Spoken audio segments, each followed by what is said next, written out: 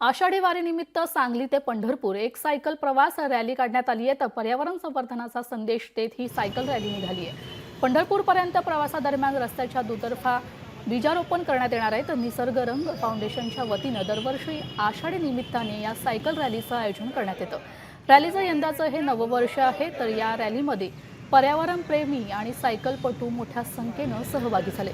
तर रॅलीचं यावर्षीचं हे नववर्ष आहे। फक्त सायकल प्रवास हा ध्येय नसून प्रत्येक गावामध्ये प्रत्येक तालुक्यातून ज्या ज्या ठिकाणून ते जातात त्या ठिकाणी ते झाडं लावतात, म्हणजे निसर्गाला जपण्याचं काम करतात।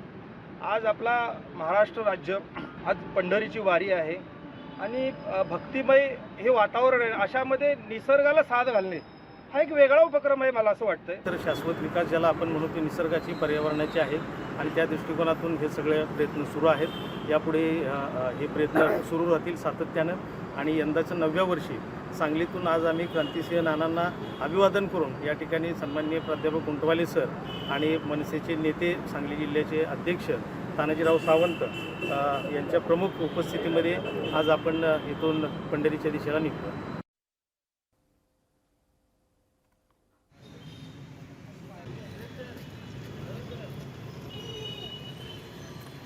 निसर्ग रंग फाउंडेशनच्या वतीने सायकल रॅली काढण्यात येते। रॅली दरम्यान बीजारोपण ही करणार आहेत।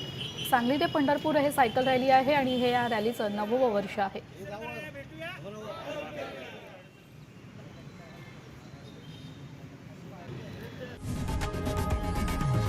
लोकशाही मराठी ऐका, पहा, जागरूक रहा।